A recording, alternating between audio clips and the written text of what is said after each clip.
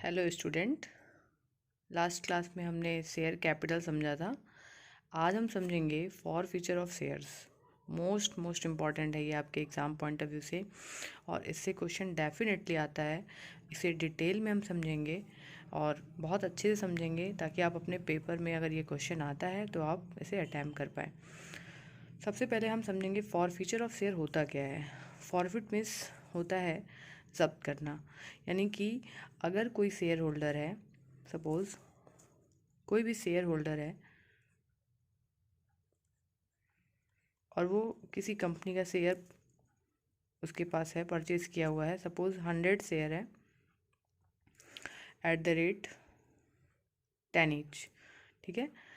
अब इसमें से इसने मान लीजिए इंस्टॉलमेंट में पेमेंट होता है 2 on application, 3 on allotment, 2 on first call and balance on final call. Okay,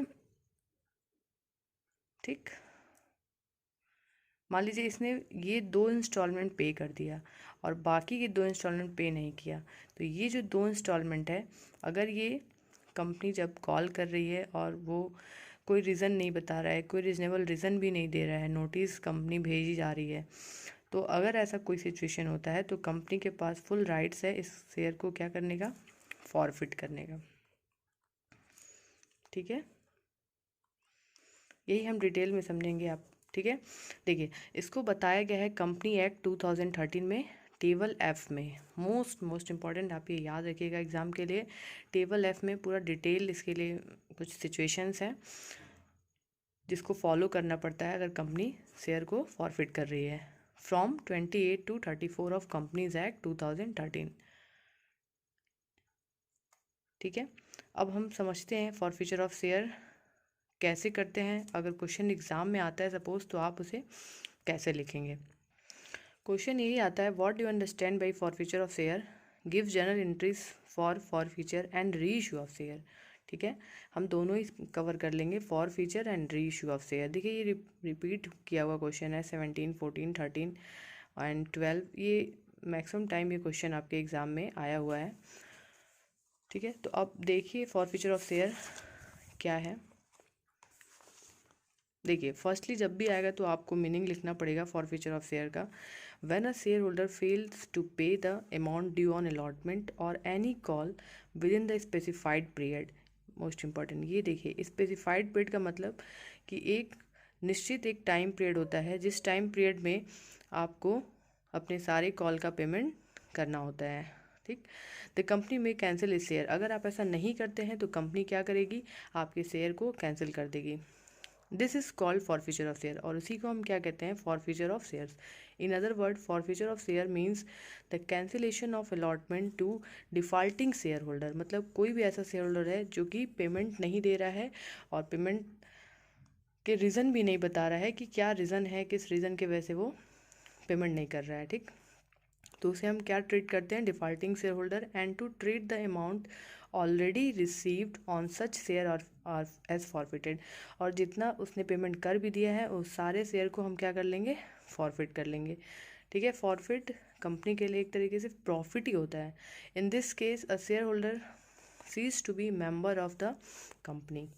ठीक, देखिए जैसे एग्जांपल आपका दिया हुआ है, Raman bought 100 share of Reliance Limited of 10 each.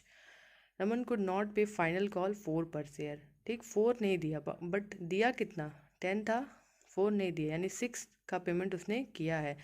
In this situation his name will be remove from member registered and 600 will be forfeited which was paid by him. जो इसने payment कर दिया है फिर भी हम उसे क्या कर लेंगे, फॉरफिट कर लेंगे। देखिए उसके लिए कुछ प्रावधान है, statutory process of for future of shares, जो कि मैं आपको पहले ही बताई हूँ किस टेबल में दिया हुआ है, table F from 28 to 34 of companies act 2013। पहले देखिए, director of a company can only forfeit the share when it is part of their memorandum और company has adopted table F. मैंने आपको पहले बताया है अगर शेयर को फॉरफिट करना है तो वो किसको फॉलो करेगी, टेबल एफ को, कंपनी एक्ट 2013।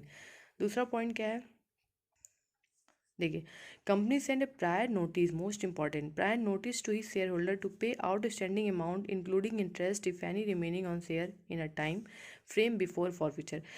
कंपनी जब भी शेयर फॉरफिट करेगी तो एक उसे प्रायर नोटिस भेजना पड़ेगा शेयर होल्डर को, और अगर सपोज डैट जो भी शेयर होल्डर है, ठीक है, अगर वो एक रिजनेबल रीज़न बता दे रहा है कि हाँ मेरे पास कुछ प्रॉब्लम आ गई, कुछ ऐसा रीज़न जो कंपनी को सही लगता है, ठीक है, तो कंपनी कुछ दिन का टाइम उसको और दे सकती है। बट अगर वो कोई रिस्पॉन्स नहीं कर रहा है तो कंपनी फिर एक नोटिस भेजेगी, देन शेयर को फॉरफिट कर लेती है कंपनी।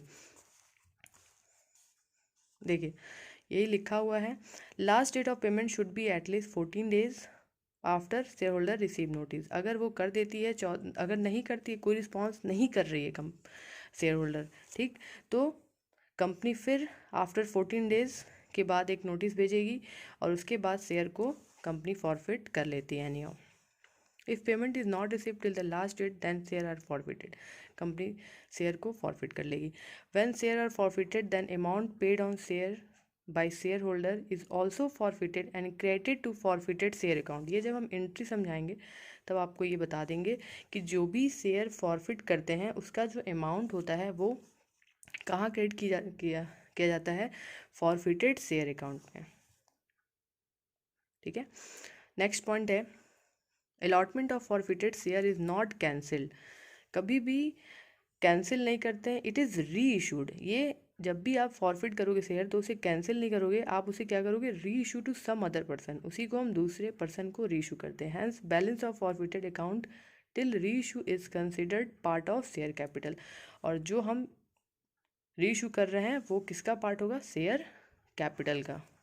ओके, लास्ट पॉइंट है, till the time forfeited share are not reissued, the balance of forfeited share account is shown in shareholders fund under subheading share capital on liability side of balance sheet and it is part of subscribed capital। ठीक है, फिर से समझ लीजिए, till the time forfeited share और not reissued, अगर मान लीजिए हमने शेयर को फॉरफिट कर लिया और अभी उसे रीइशू नहीं किया है, ठीक, तो जो भी बैलेंस होगा फॉरफिटेड शेयर अकाउंट का उसे हम शेयर होल्डर फंड्स के अंदर सब हेडिंग के अंदर दिखाते हैं, एज अ लाइबिलिटी ट्रीट करते हैं शेयर, ठीक है, लाइबिलिटी ट्रीट करते हैं as a of a balance sheet and it is a part of subscribe capital, और वो किसका पार्ट होता है, सब्सक्राइब कैपिटल का। नेक्स्ट वीडियो में हम रीइशू ऑफ फॉरफिटेड शेयर बताएंगे और एंट्री बताएंगे। Okay, thank you class.